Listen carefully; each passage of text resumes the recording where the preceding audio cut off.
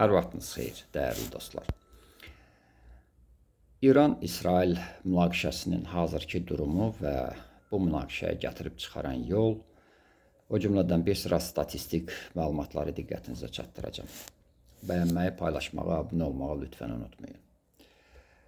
Onun üçün 2025-ci ildə bildiyimiz kimi İsrail Hərbi Hava Qüvvələri və Təhlükəsizlik orqanları İran daxilində bir sıra hərbi nüvə obyektlərinə, o cümlədən yüksək rütbəli hərbiçilərə və tanınmış siyasətçilərə qarşı hərbi əməliyyatlar keçirdilər. Və bu əməliyyatın adı, kod adı Yüksələn Şir əməliyyatı idi. Hazırki statistikaya görə İsrailin canlı qüvvə etkisi 25 nəfərdir və 430 plus İran tərəfindən itki verilib. 2500-ə qədər İsrailli yaralanıb və 3500-dən artıq İranlı yaralanıb. Tarixi ekskursiya etsək hadisələrin keçmişinə görərik ki, 1979-cu il İslam inqilabına qədər əslində İsrail və İran arasında normal tərəfdaşlıq, əməkdaşlıq, partnyorluq münasibətləri mövcud olub. Sadəcə qəribə bir tərzdə İslam inqilabı gerçəkləşdikdən sonra Ruhollah Xameyni hakimiyyəti ələ alan kimi qəti anti-İsrail mövqeyi nümayiş etdirməyə başlayıb. Və bunun müəyyən səbəbləri var. Bu barədə əgər maraqlansaz bu kimi video materiallara bəyənmə filan kifayət qədər gəlsə, mən bu mövzuda davam edəcəm. Və elə 79-cu ildə İsrail-İran arasında münasibətlərin, normal dostluq, tərəfdaşlıq münasibətlərinin inkişafında mühüm rolu olan Yəhudi əsilli İranlı Həbib Elqaniyan adlı bir məşhur biznesmen edam edilib İranda. Güllələnərək edam edilib. Daha sonra isə Ruhollah Xameyninin davamçısı Ali Xameyneyi bir qədər də irəli gedərək İsrailin yer üzündən silinməsi kimi bəyanatlar səsləndirib və 1982-ci ildən etibarən də İran bir sıra deyək qüvvələri formalaşdıraraq İsrailə qarşı müqavimət oxu adlanan bir hərəkat yaradıb. Və 2024-cü ildə isə bu proksi savaşlar artıq açıq müstəviyə keçib. Biz artıq bilirik ki, həmin dönəmdə Dəməşqdə İsrail Hərbi Hava Qüvvələri İran konsulluğunu vurur. Buna cavab olaraq deməli İran Golan yüksəkliklərinin İsrail nəzarətində olan hissələrinə zərbələr endirir.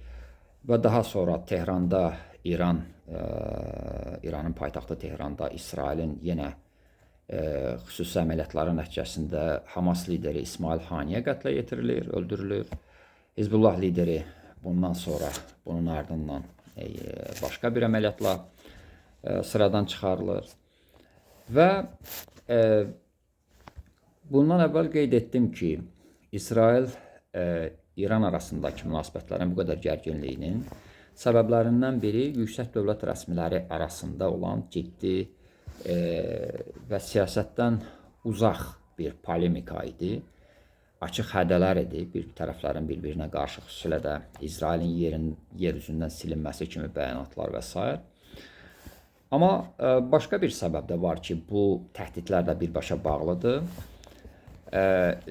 Məlumatlara əsasən İran 1989-2003-cü illər ərzində AMAD layihəsi adlı bir proje həyata keçirirdi və bu projenin deməli əsas məqsədi ondan ibarət olub ki, İran deməli müəyyən qədər qısa müddət zaman kəsimində kütləvi qırğın silahlarına sahib olsun. Bunu da 2018-ci ildə Mossad AMAD layihəsinə sıza bilir. Əslində AMAD layihəsinə 2003-cü ildə MAGATE-nin də təşəbbüsləri ilə son verildiyi açıqlanırdı, amma görünür ki, müəyyən proseslər davam edilmiş. Və İsrailin iddialarına əsasən bu sızma nəticəsində təkzib edilməz dəlillər əldə edilib ki, layihə QGS-in hazırlanması məqsədinə xidmət edirmiş.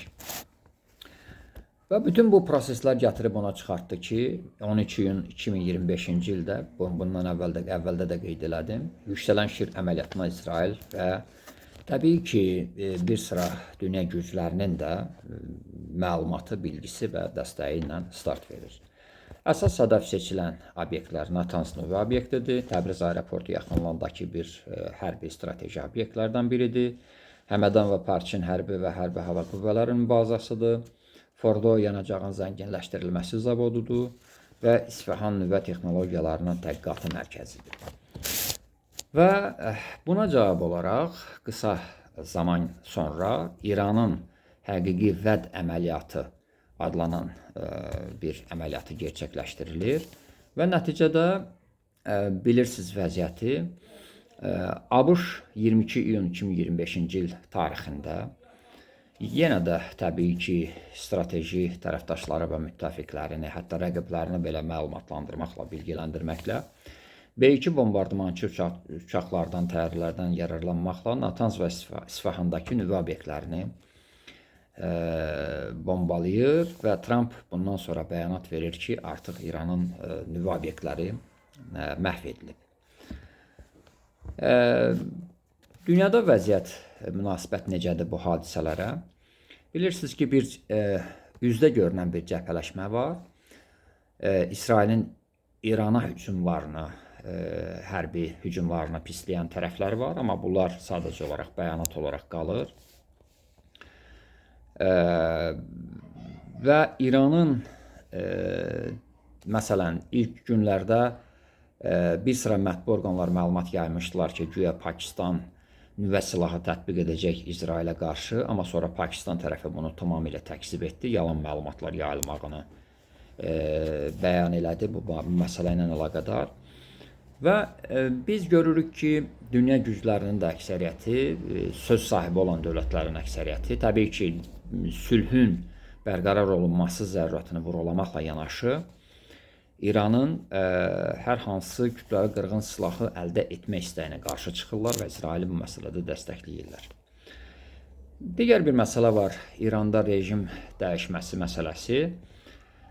Məsələ gündəmdə olan məsələdir və iki namizəd var, Reza Pəhləvi, Rza Şahın nəvəsidir, səhv eləmirəmsə, və bir də Məryəm Rəcəvi adlı bir xanım var. Onun da İranda, əgər hakimiyyət rejim dəyişərsə, İranda deyək, müəyyən vəzifələr, postlar tutması, hətta dövlət rəhbəri vəzifəsinə yüksəldilməsi ehtimalları mövcuddur. Bu qədər. Ölkəmizin mövqeyi nədən ibarətdir? Azərbaycan Respublikasının da mənim araşdırmalarıma əsasən mövqeyi kifayət qədər samballı, tarazlı və strateji bir mövqe nümayiş elətdirir Azərbaycan Respublikası. Sülhü pozan hər hansı deyək, təhdid vaxtında neytrallaşdırılmalıdır. Sülhə və beynəlxalq təhlükəsizliyə təhdid yaradan hər hansı bir problemlər vaxtında aradan qaldırılmalıdır və əsas məqsəd sülh təhlükəsizliyin təmin olunması. Bundan gözəl və bundan ümdə məqsəd ola bilməz, amal ola bilməz. Və ümidvarıq ki, indi bilirsiniz ki, atəşkəs əldə olunub tərəflər arasında.